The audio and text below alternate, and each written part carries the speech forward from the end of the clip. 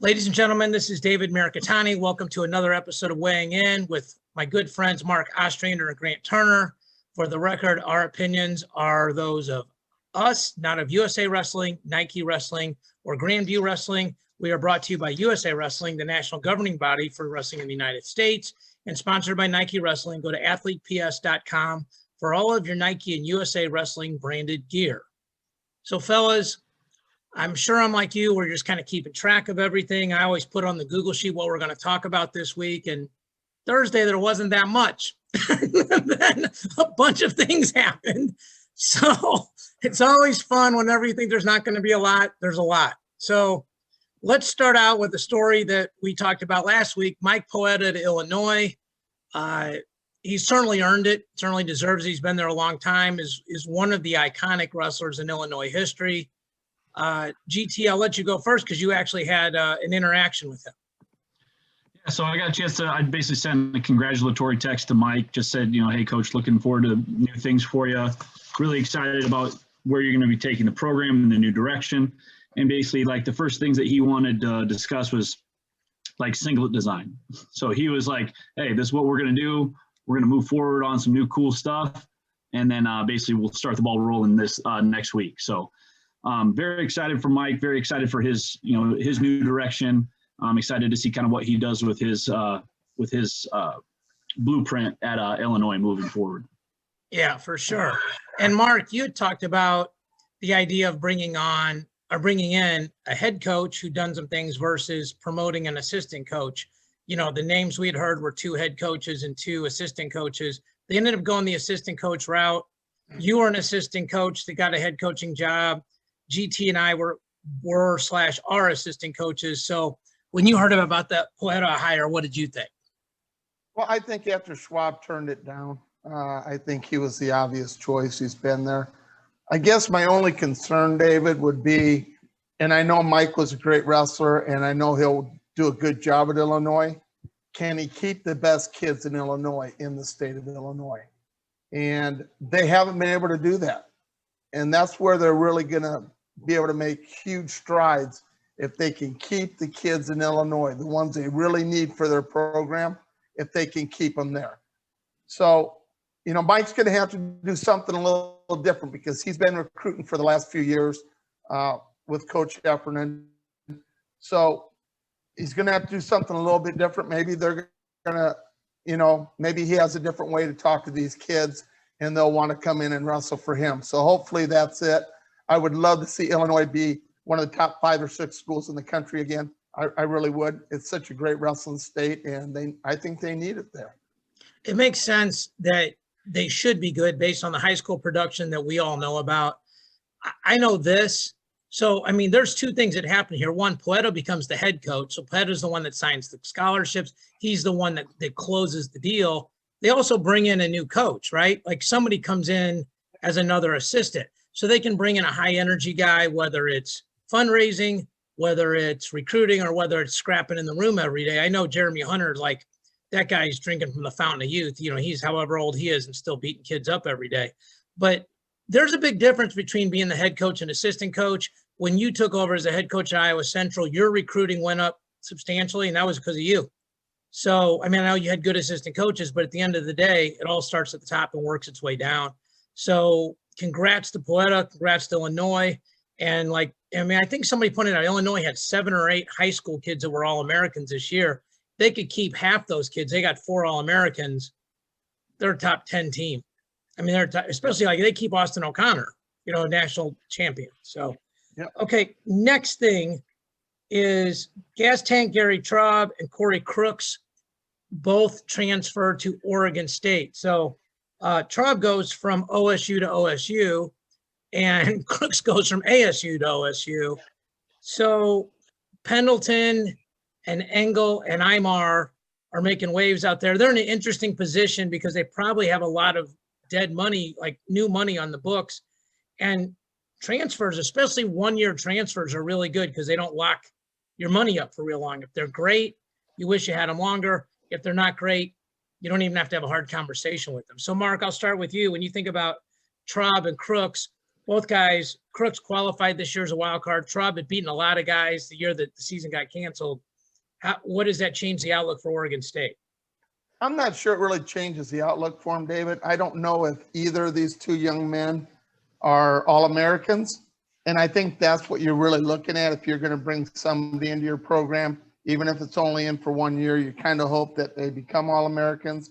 I'd say Traub probably has a better opportunity because of the weight, but everybody's back, and heavyweight's a loaded weight, and everybody's back. So, if he couldn't beat the starter at Ohio State, where's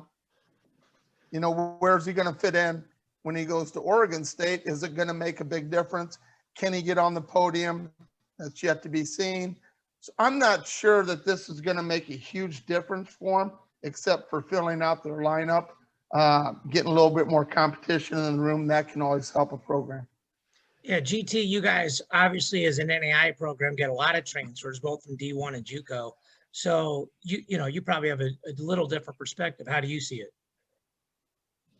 Well, once again, I think, both those guys are not necessarily, returning All-Americans, so they're not going to make maybe the biggest impact right away. But as Mark was saying, it's always great to add depth, add competitive ability. Like both those guys have a very good, track record of being able to be at the show, or even with Gary, like, he could have made it that year that, made a good run. And, and he had some really good matches on the Big Ten Network. So I think also just anything that for those guys to go out there, just maybe another opportunity, change of venue, maybe that could be the difference for those guys. So, with transferring, very, very different responses to some athletes. So it could be the difference maker for those guys.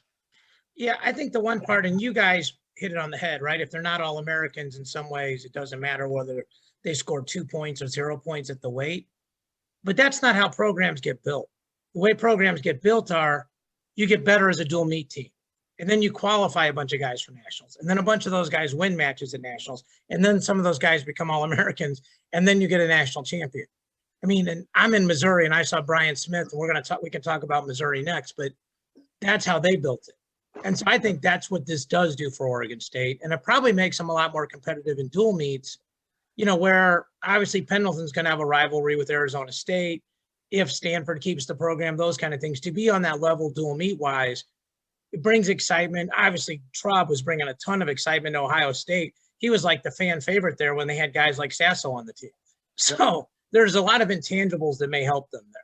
So the next thing. And let's remember that Brody Teske didn't have a great start at Penn State, struggled. And then he came back to UNI and became, one of the better wrestlers in the country at 125. Did not place this year, but ended up, losing to the guy that got third in the wrestlebacks in the round of 12. So, yeah, look at the difference a change of venue, like Grant said, can make for a kid. So who knows how these guys are going to do. They both are talented. I just want to see them take that next step. In Oregon State, maybe exactly what they need to do it. Well, and the other thing is they're both good kids, and they both going to get a chance to wrestle where they wouldn't have gotten a chance to wrestle respectively where they are with Orndorff and then Parco. They're both sitting behind All-Americans. So it'd be like me being the backup behind Gable Stevenson. How good are you? Well, you might be terrible. You might be really freaking good, because, so when you're behind an All-American, it's kind of hard to say. So we talked about Mizzou. I can't remember if I talked about this on the air, but at the Big 12s, all the coaches were talking about Mizzou's coming back to the Big 12s. Mizzou's coming back to the Big 12s. Mizzou's coming back to the Big 12s. It was going to take a year. This one side had voted him in, but this other side's going to wait a year. Mizzou's back in the Big 12s. So, Mark, you and I talked about this, and I'll kind of summarize our discussion off the air. We definitely think it's good for Missouri. We definitely think it's good for the Big 12s. We differed slightly on whether or not it helps the MAC. My opinion is it's better for the MAC because the MAC is a bunch of mid-major schools, and Missouri's not a mid-major school. They have SEC money. They were a Big 12 school. And so I actually think it gives a bunch of teams a chance to literally contend for the team title where they weren't before. And that's good. And I don't know if you disagreed. It felt like you disagreed, but go ahead and, if you say how you feel about it. I just think when you lose a team like Missouri in the MAC, and you lose probably 8 to 9 qualifiers, because that's what they possibly could lose to the national tournament. Maybe not this first year, but after that, depending on how the guys do, it's going to be a big hit on the MAC. They need to bring in, I think, another decent team. They need to perform better to qualify guys. You know, you hate seeing the conferences, David, where you only get the champion in. You know, Yeah. that's tough. And the MAC could turn into that without Missouri. You know, Missouri guaranteed 8 of those guys were going to nationals, maybe 9 every year. So, you know, then the other guys a few guys got to go in also, you know, behind them. So I don't know how the MAC is actually winning here. I understand the teams are going to be able to win the MAC title, and that's great. But if you are not qualifying the guys for the nationals, that's really what it's all about. So, GT, how do you see it? Well, I mean, Mizzou has been a powerhouse for the MAC, so they've kind of kept them on the map as a really good conference, as you know, qualifying 8 to 9 to 10 guys to the national tournament, which, you know, on the biggest stage, you know, they're representing the MAC conference as well as the SEC as the one lone school that has wrestling in the SEC. You know, I think it will maybe give some of those other schools an opportunity to, you know, basically raise their game up, hopefully. And also maybe within the MAC, like maybe it spurs a conversation to increase wrestling participation within the MAC. Yeah. Maybe that will be something that could happen from, you know, Mizzou leaving. I know that like when Northern Iowa left, you know, now Mizzou has left. Those are kind of the 2 ones that were given a run for the money for a very long time.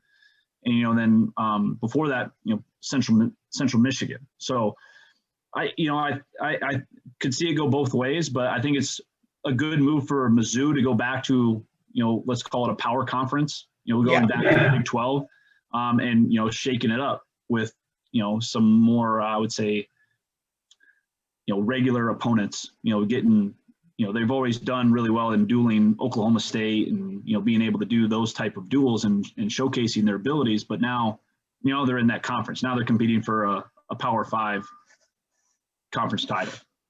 Well, I think it benefits Missouri dramatically because now Oklahoma State's not one of their non-conference duels. It's one of their conference duels. So now they can maybe go get an Iowa. I know they always try to duel Cornell. Maybe they can go grab a Penn State or somebody like that, you know, in Iowa, those, you know, in Ohio State, those kind of schools. Mark, your point's interesting about, is it going to hurt them in the qualifiers? Hopefully it doesn't because of the gold, silver, bronze thing, you know, where you're hitting those criteria. Where it's interesting, it's a pro and a con, is if you're like the guy at Northern Illinois, okay, if you lose to the Missouri guy, this actually helps you because it helps your winning percentage. But if you had beaten that guy, it helps you because it helps your quality wins and it helps your RPI and it helps your coaches rank. So those schools are going to have to get to Midlands, Scuffle, Cliff Keen, Las Vegas, these other events and get quality wins. Like I remember when Joe Colon was wrestling for Northern Iowa and he pinned Tony Ramos at the Midlands. I remember, Mark, you and I talking, I go, he's going to be the number 1 or 2 seed in nationals because they don't wrestle anybody the rest. They were in the EWL then. I'm like, they're not going to wrestle anybody the rest of the year. He's going to be handcuffed to Ramos on the top side of it. Ramos wins the Big 12s. He's ahead of all those guys. So if they can steal some wins like that, if you're coaching cycles-wise, like getting kids peaked, you're going to have to peak your kids for Vegas and that Christmas event because those wins are going to have a huge impact on your seeding. So I agree. Yeah. And I mean, let's look at the other side of it, David. Missouri going into the Big 12.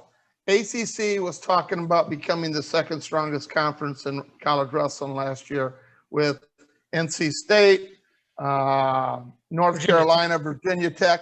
I mean, so they thought they had finally reached that pinnacle where they have taken over for the pack, you know, the Big 12.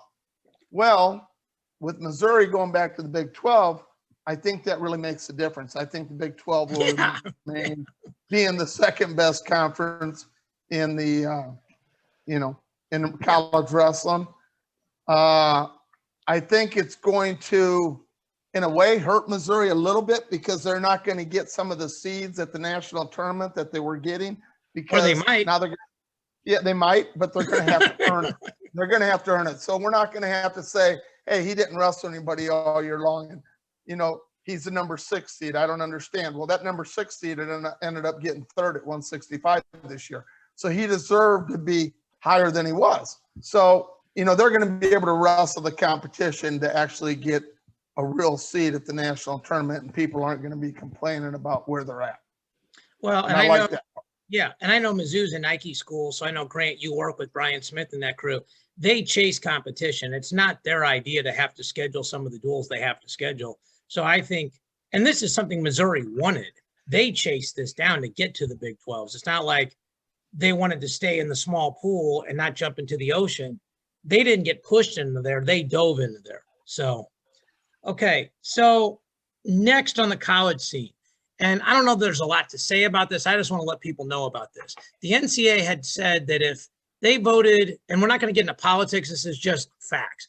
The NCAA has said that transgender athletes, that males that go through certain things can now compete as females, and that any state that opposed this was not going to be allowed to hold a national championship event.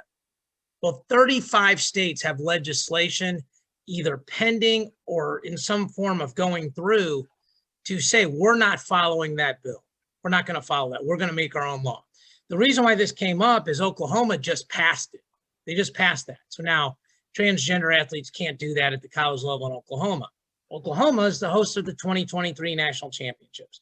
So just like Grant talked to Poeta, I talked to the Tulsa Sports Commission guy and said, how does this affect you guys? And he said, it's not as bad as you think, because 35 of the states are doing this. And if you look at the states, all of them just in wrestling alone for the next 6 years are all in that 35. And he goes, the other thing is, like, we being Oklahoma have an agreement for the softball World Series through like 2035 or something really long. So if they ban the wrestling tournament here, they're going to have to move the softball tournament. But it's something to keep an eye on. You know, people always use political chips. I'm not sure there's a lot to comment on this. I just wanted to I know you guys followed this and knew about it, but just wanted to let our watchers and listeners and viewers be aware of it. So it's something to keep an eye on.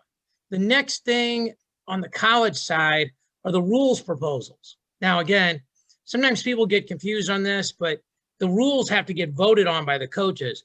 But the big one that kind of stuck, there's two things, the big one. One, they didn't institute a step out rule, which a lot of people were pushing for. And the second one, which I think is fascinating, is they're suggesting that the overtime period be 2 minutes. I'll go first because it's a coaching strategy. Let's say I'm coaching Mark against Grant, and one of you guys is better on top than the other guy. I'm like, hey man, just wrestle really smart on the defense. Okay, that's fine. Okay. All guys get better on top. I'm not very good on my feet, so I hope I'm better on top, because otherwise I don't even know what I'm doing here. We'll give you that. Sorry, okay. Grant. Funny. So if I'm coaching Mark, he's on the walker, I'm in the wheelchair. Okay, we're like, hey man, if you can kill it for a minute on your feet, you got a good chance to win this match, because you can either ride out and get away, or you can start winning on the cumulative riding time. The 2 minutes, cardio becomes more of a factor, and go getting a takedown becomes more of a factor. At least that's how I see it. I haven't talked to you guys about either one of these. GT, you're still coaching in college. I'm assuming if that NCAA rule changes, it'll affect NAIA. So how do you see that? Well, I mean, to take kind of both of those rules that we just probably basically discussed, I mean, the overtime going to 2 minutes would be interesting. It does lend itself to a little bit more of a conditioning factor for those type of things. Also, a little bit better for, I would say, maybe fans. Maybe it helps them, with that a little bit more time to kind of understand what's going on. With the step out rule, I know that there's been a big push for that. I know it will take a little bit more of that arbitration away from the official when it comes to action on the edge, or what constitutes stalling, because that's a huge part of collegiate wrestling now with high school kids, not basically utilizing the edge of the mat at all. And then in college, it's pretty much you can wrestle almost all the way onto the hardwood, and you're still in bounds type thing. So sorry to kind of bounce back between both of them, but I think the step out rule could minimize kind of that gray area for stalling, and then also lend itself to a very easy watch for competitors or people that are maybe tuning into the Big Ten network or something. And then, 2-minute overtime, that'd be wild. Be wild. I think you'd see a lot less matches getting to the rideouts, right? Like to the 30 seconds.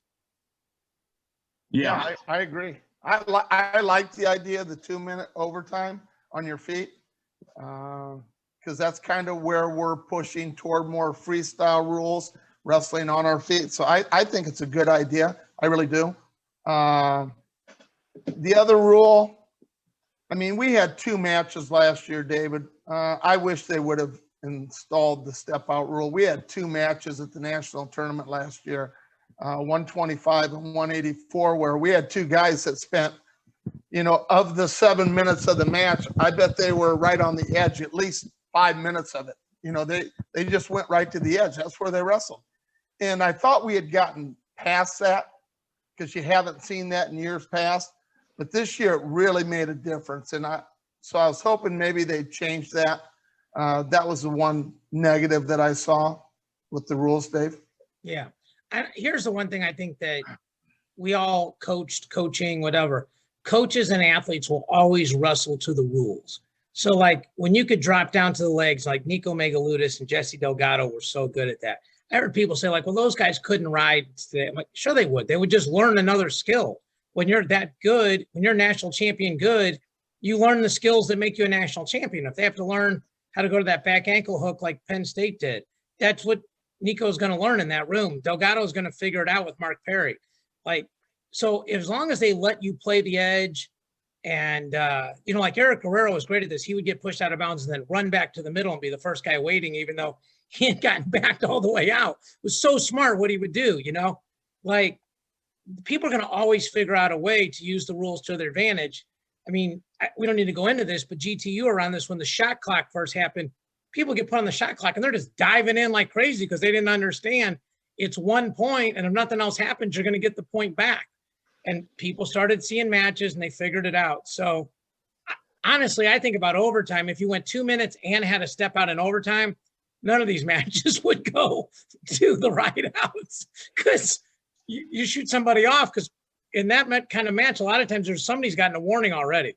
So I got a question on that, David. Are they, when they say they're going to do a 2-minute overtime and then 30-30, I would imagine, for riding time, if the score is still tied, then they go to a 1-minute overtime? Yeah, that's the proposal.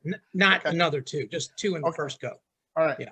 Yeah. So, okay. So one more thing on the college side. I just saw this on Twitter. GT, you're way more, way more active on social. I saw Stanford is going to vote to maybe keep these 11 teams. So what, if anything, do you know besides just reading some tweets about this?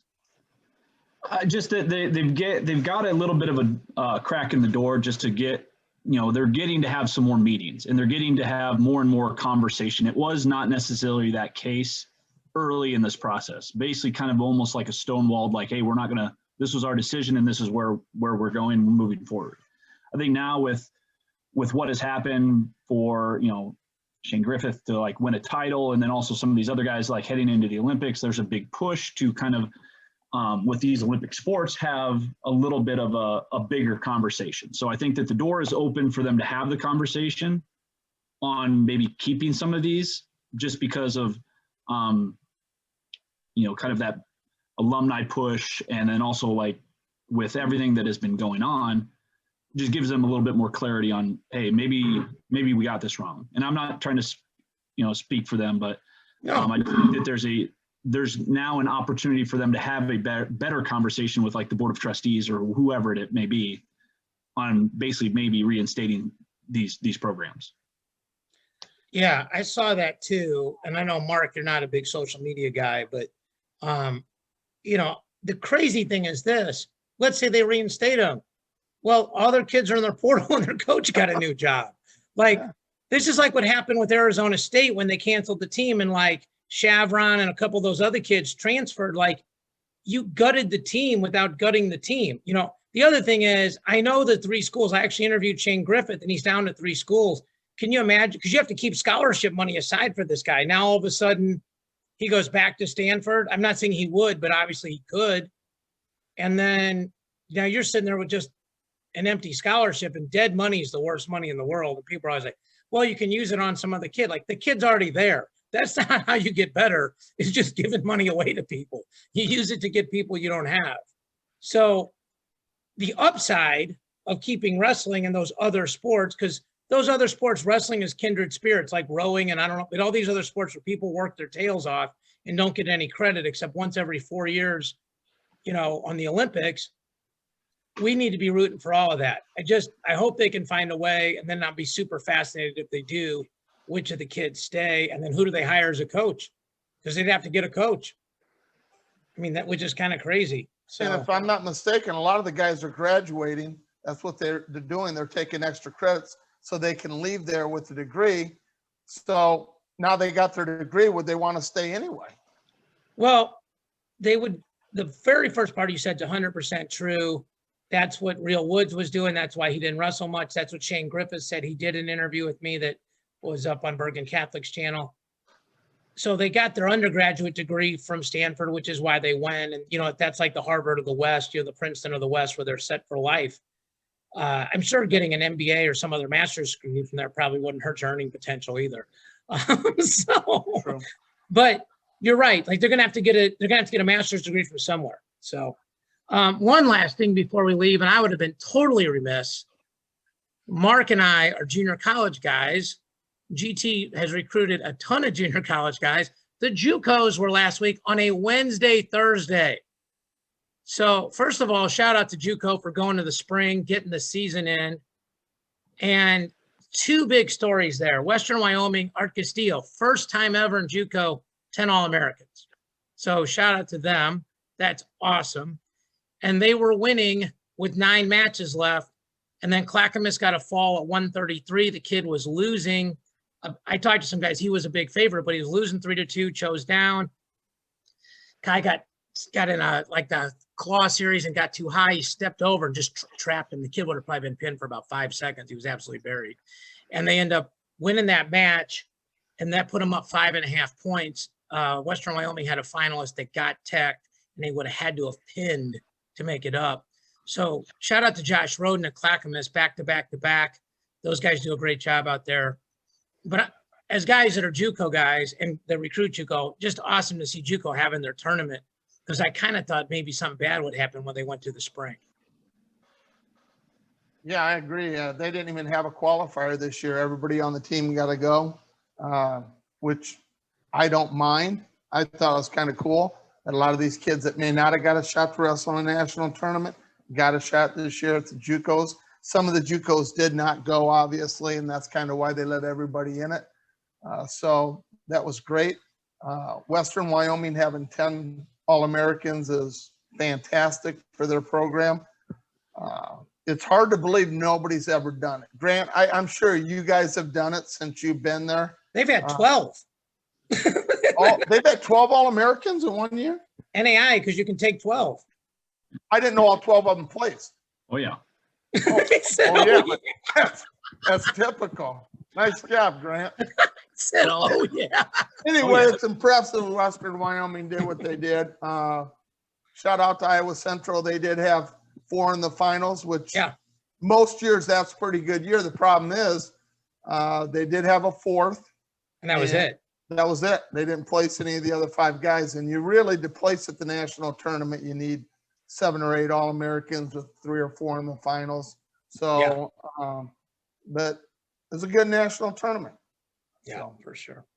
GT, you guys going to get it was a great team race too. So if you were watching the tournament and it was up and down and once again, those top 4 programs right there, with Western Wyoming, Iowa Central, Clackamas, and then of course some of the new up in like Nyack and Iowa Western and Iowa Lakes and some of these other, and NEO had a couple of guys up there in the hunt. Pratt Community College had some really good guys. Yeah, Pratt was 3rd. So let's make sure we give them. They got a team trophy as well. Yeah. Yeah. Pratt was 4th.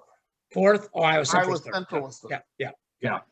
So I mean, I mean, once again, if you're a fan of wrestling, you can definitely be a fan of junior college wrestling because they have a great tournament and they had a great showing. It was really cool to see. Well, you guys probably know this, but I get super defensive when people say JUCO is not that good. TJ Williams didn't win JUCOs and then won multiple NCAA titles. Jameel Kelly didn't win JUCOs and won an Olympic silver medal. Matt Hughes didn't win JUCOs and won the UFC. Daniel Cormier won JUCOs, made the Olympic team. There's a bunch of Matt Lindland was a junior college guy. Rulon Gardner was a junior college guy. Like there's a bunch of guys that have come through JUCOs. Tony Davis from Mark. I mean, I don't want to slight anybody, but I'm just saying just kind of the big names of people that would know these guys that have done big things. An Olympic silver medalist, and you go, he didn't win JUCOs. Okay, maybe that level's a little higher than people think it is. So Brock Lesnar from Minnesota. Yeah, Brock Lesnar was he's from North Dakota, but he wrestled for Bismarck and he won national title. Actually beat us, and then turned around and won title for University of Minnesota, and then went on to MMA and WWE. So yeah. So, and JUCOs are basically a lot of times just if you're not super stud out of high school or you had academic problems, and that's where a lot of kids go. So. Anyway, shout out to all those guys. All right, we got 13 minutes to talk about Dells, NHSCAs, Euros, and Coralville. But I don't know if we're going to get to all that. But here's the thing that I saw that I think super interesting, and I thought this was going to happen. Looks like Jordan Burroughs might be going 79 kgs, which is fascinating. I thought it would happen because I know he cuts a ton of weight. And I also thought this is let me start by saying these guys are 100 times better than I ever was. Okay. So I don't want to anything disparaging, but the non-Olympic weights are not looked at the same way by these guys that are multiple time world and Olympic champions that have done so at an Olympic weight. And JB kind of even said so to Dake when they were, promoting their matches and stuff like that. Like, well, do it at 74 and then we'll see, But Burroughs at 79 is fascinating to me. Basically, him and Dake flip-flop. And I know he lost to Dake, but Dake ran through the world at 79. It's kind of hard to think that JB isn't like an immediate gold medal threat there. And the guy's got enough gold to start a jewelry shop. I mean, it'd be amazing if he could get another world title this year, right, guys? Yeah, I think he will. I think it's perfect weight for him. Obviously, he went up and wrestled Zahid. He wrestled Taylor. Went up 2 weights to wrestle those guys, 1 weight for the Olympics, but obviously 2 for world.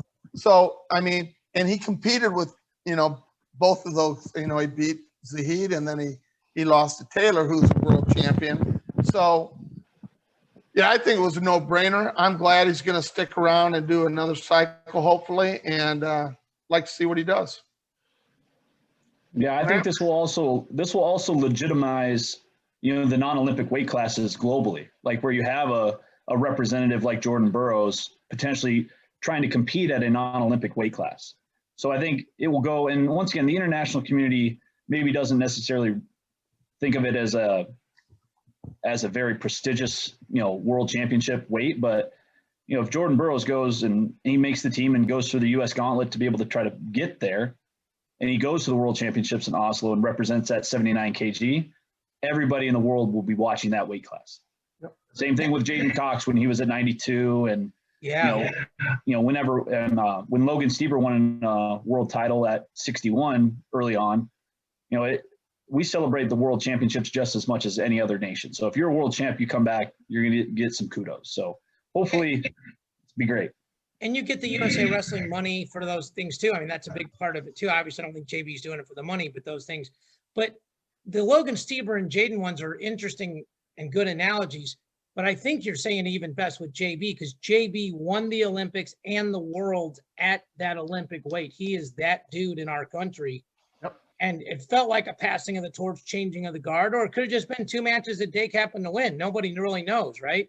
So, but your perspective on it that, hey, this legitimizes it not only in America, but across the world, I think is really well taken. I hadn't thought of that, but and not surprisingly, Jordan Burroughs is doing something that has an impact bigger on wrestling than just himself, so one more example of doing something like that. Mark, you watched a little bit of the Dells, the USA Wrestling, the under 15s and all that stuff this weekend. Yep. I know one guy that stuck out to me. What stuck out to you? I just think we have a lot of good young kids coming up. Some of the big names, David, didn't win it. And that's good for our country. Yeah. So, I mean, you saw a lot of young kids, and that's what it is right now. These guys, you have no idea what's going to happen in the next 4 years with them. But right now, our wrestling program in freestyle for the youth, or you want to call it youths, for Vinny and my cousin Vinny.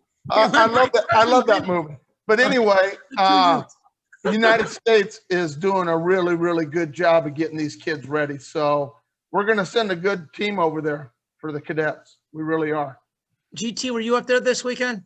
No, Chad and Winger were up there, but I got a chance to watch it a little bit on Saturday and Sunday. And yeah, I think it's great. I think this age category starts to get these guys believing in that Olympic dream and being on world teams and competing at a high level to go get some international experience. I think it's going to be great. I think the team's going to be rock solid. I think it's going to be a really cool opportunity for those guys to compete. And yeah, I love this age group. I think this is going to be a great thing for the U.S. to keep people interested in international wrestling. Yeah, for sure.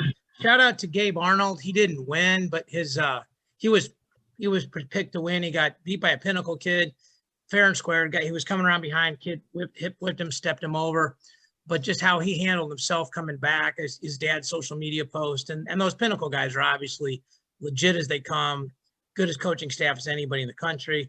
And then Luke Lillidow is a kid that is from here in St. Louis. He won the 48 kgs.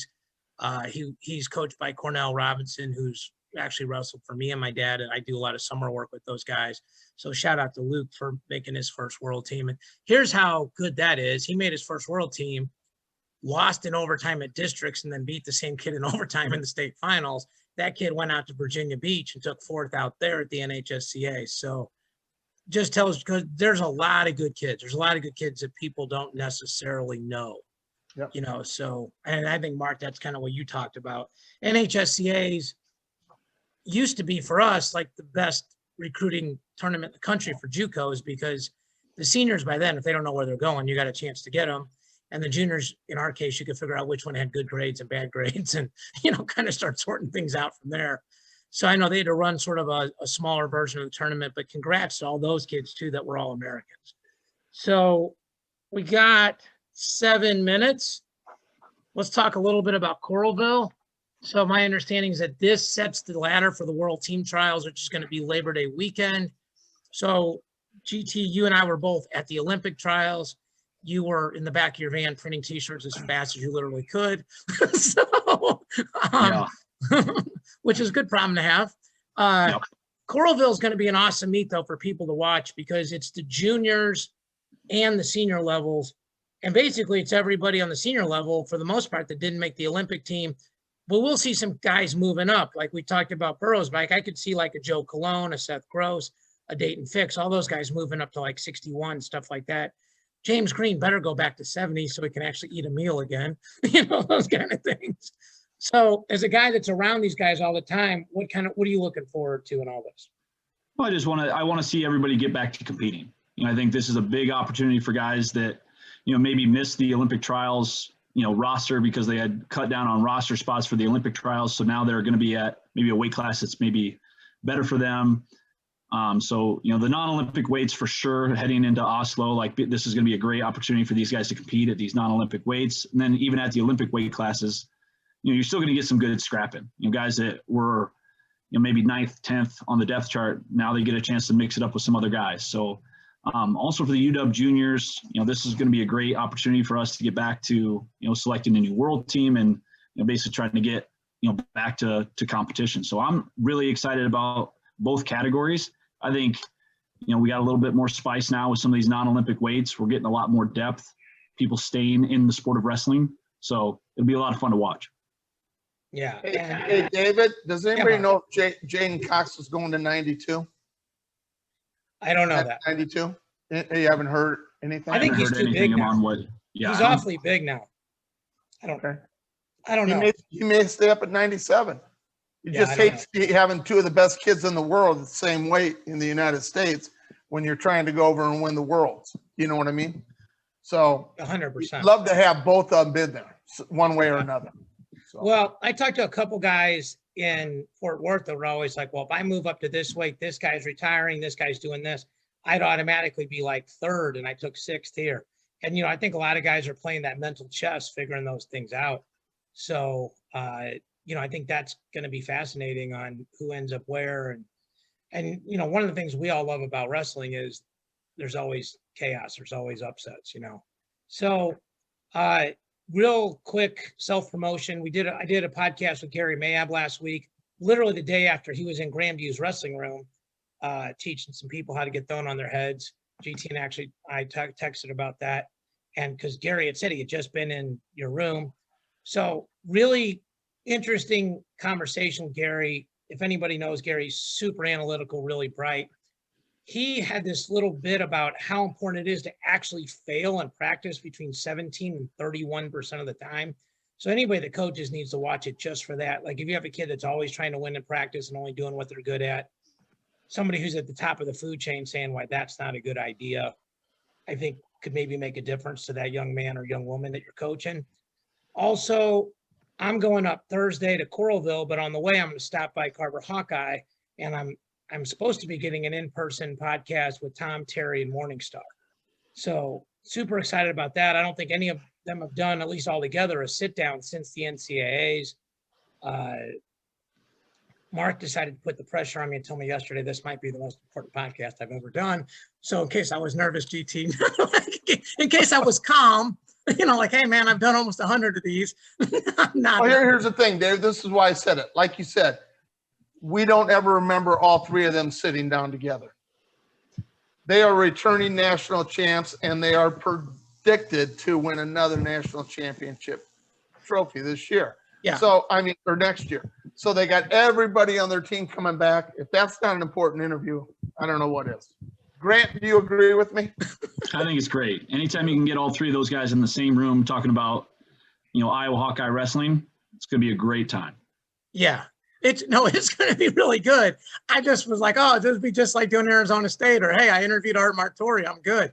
And now Austrian's got me sweating through my sweat jacket already. So. Well, Tom Brands on Media Day, it's like a national holiday. That guy has some of the best quotes in the country. Some might be a little bit, I can still remember his Media Day from now. Tom's the man. So I'm excited for you to do that interview. So. Well, I would like to know how Caleb Young had, I don't want to use a bad word here, had the guts to even go to Tom and say, can I marry your daughter? With the intensity this guy has, I would be scared to death to ask that guy for his daughter's hand in marriage. Well, that's amazing. I'm writing that down.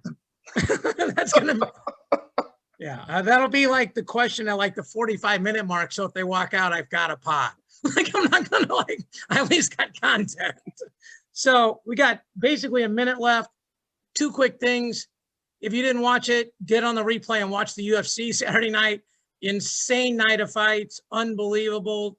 3 championship fights. Wrestlers once again doing a great job. And GT, we got to wish Ostrander a happy 80th birthday. His birthday's coming up this weekend. Congrats, bud. Yeah, 80. Can you believe it? Yeah. I look good, don't I? You want me to come in and do a clinic for you? Yeah, I'll get you a new hip. It'll be great. Do you have a walker at the door? Yeah, so I can get into the room? And we got to get him on a lime or a bird, GT. Yep, absolutely. That'll help you. That'll get your rehab real up. All right, seriously, Marco, happy birthday. I know you're heading out of town with the wife. Otherwise, we'd see you up there in Iowa. We thank all you guys for watching, listening, sharing, everything else. Thank you guys so much. We'll speak to you all next week.